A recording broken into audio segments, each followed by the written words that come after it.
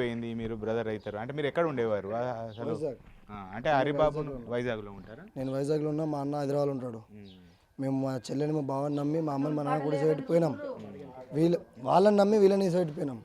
వాళ్ళ ముగ్గురు కోసం నా బావన నేను అనుకున్నా, కానీ వాడు చంపేసి వెళ్ళిపోయాడు. వాడు దేని కారణంగా ఎప్పుడన్నా అంటే అల్లారు ముద్దుగా పెంచుకున్నారు వైష్ణవిని, ఎప్పుడైనా చెప్పేదా ఇట్లా హరిబాబు ఇట్లా చేస్తా? అసలు దానికి కష్టం తెలియదు, నష్టం తెలియదు, లొల్లి తెలియదు, గొడవ తెలియదు, ఇంకేం తెలియదు అన్న. ఫస్ట్ పానం కంటే ఎక్కువ చూసుకున్నాం తప్ప ఇంకేం తప్పు చెప్పలేదు దాని గురించి.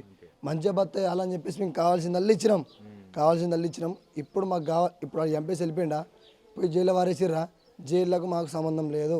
వాడు బయటకు రావాలా, లేదంటే మీరు ఎన్కౌంటర్ చేయాలా, లేకుంటే ఉరి శిక్ష పడాలా. అప్పటిదాకా మేము ఏమైనా సరే కోర్టుల బస్ స్టాండ్లోనే కూర్చుంటాం. అత్తున్నాం ఇప్పుడు నలుగురికి నలుగురు, వాళ్ళ అమ్మ ఇద్దరు అన్నలు, ఆడు సావాల్సిందే. ఫస్ట్ ఆయన సావు, వాళ్ళ అమ్మ సావు నుంచి చూడాలి. ఇప్పుడు కొద్ది రోజుల క్రితం వాళ్ళ అమ్మ నాన్న ఇంటికి వెళ్ళిండ్రు అంటే పరిణామాలు మారినాయి. ఇంటికి పోతే కూడా మీ చెల్లెని కొట్టారు, వెళ్ళగొట్టారు అంటే మీకు చెప్పుకుందా అంటే అన్న ఇట్లా అయింది? అరే గిట్ల గిట్ల వేసిర్రా అంటే, అమ్మ పొంది చిన్న చిన్న గొడవలు అవుతాయి, సరే కారపడి వచ్చినా ఆమెకి ఏమనిపించిందో పొంది, నువ్వు టెన్షన్ పడకమ్మా నేను ఉన్నా నీకు అని చెప్పేసి మాట్లాడినా, మసాలా మాట్లాడినా. తర్వాత మళ్ళా మాట్లాడినా, ఆయన కూడా మాకే సపోర్ట్ ఇచ్చినట్టు మాట్లాడిండు. తర్వాత అమ్మకి ఫోన్ చేసిన, వాళ్ళ అమ్మ నాతో కూడా మాట్లాడింది. ఫుల్ డేంజర్గా తిట్టింది నన్ను కూడా. ఎందుకులే ఇంకా ఆమెకి ఇష్టం లేనప్పుడు మనం ఏం చేస్తాం, ఫోన్ కట్ చేసిన. బాబుని అడిగిరా మీరు మరి బావా, మరి మీరు ఇంత ఇష్టపడి పెళ్లి చేసుకున్నారు మరి ఎందుకు మరి ఇట్లా మాట్లాడానా? నీకేమైనా ఇష్టం లేకుంటే ఇప్పుడు పెళ్ళైంది, ప్రెగ్నెన్సీ అయింది, ఇప్పుడు కూడా వెళ్ళిపో, నో ప్రాబ్లం. ఒకవేళ నీకేమన్నా కావాలంటే అడుగు.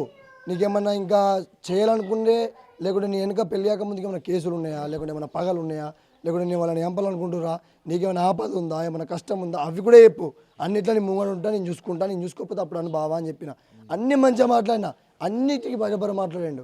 సడన్గా చంపేసిపోయాను. అంటే ఈ చంపే కంటే ఒక రోజు ముందు కానీ 2 రోజుల ముందు కానీ ఏమైనా చెప్పుకుందా వైష్ణవితో?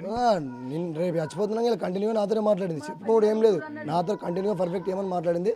అరే అన్నా నువ్వు బాగా లాంగ్ ఉంటున్నావురా, పైసలు లేవురా మన దగ్గర, మనం మంచి బతకలేమురా, నువ్వు బాధపడకురా, పైసలు బాగా లొప్పలు అయినావు, నువ్వు రారా, ₹1,00,000 పెట్టైనా సరే నేను దేశం పంపిస్తాను ఆ పైసలతోటి, నువ్వు బతుకు రారా, 2 బిడ్డలు పుట్టిరా, ఎట్లా బతుకురా, నాకు ధైర్యం చెప్పింది.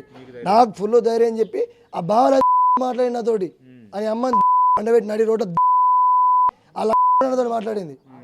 అలా మాట్లాడి అందరు మాట్లాడారు, పేరు.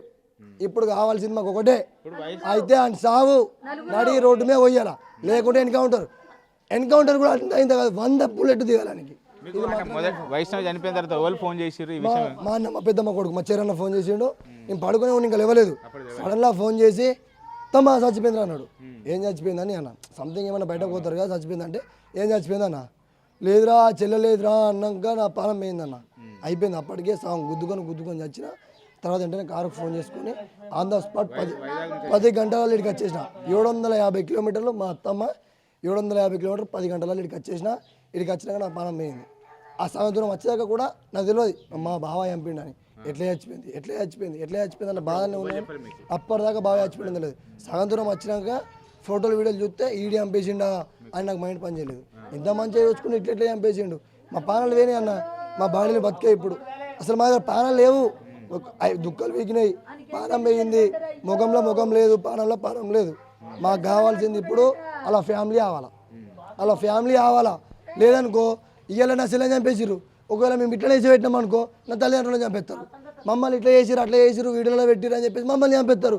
ఇప్పుడు మాత్రం మేము వినేదే లేదు.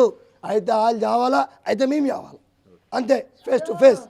ఇది మొత్తానికైతే ఖచ్చితంగా ఆ రోజు రాత్రి సమయం లోపల ఇటు ఏదైతే వైష్ణవి అన్న వైజాగ్ లోపల ఉన్నాడు, ఉదయం సమయం లోపల చెల్లె చనిపోయింది. అసలు అంటే హరిబాబు చంపేయండి అని చెప్పి చెప్పలేక చెల్లె చనిపోయిందని చెప్పడంతో ఆగ మేఘాల మీద ఇడికి వచ్చాడు. మధ్యాహ్నం సమయం లోపల హరిబాబే దారుణంగా గొంతు కోసి కత్తితో ఇష్టమన్నట్టుగా పొడిచి చంపాడు అని చెప్పి తెలిసిన తర్వాత ఇటు వైష్ణవి అన్న కూడా ఇటు ఇప్పుడు అతని యొక్క చావు కావాలి, వాళ్ళ కుటుంబ సభ్యుల చావే చేస్తేనే వైష్ణవికి న్యాయం జరుగుతుందని చెప్పి చెప్తున్నటువంటి పరిస్థితి కనబడుతుంది.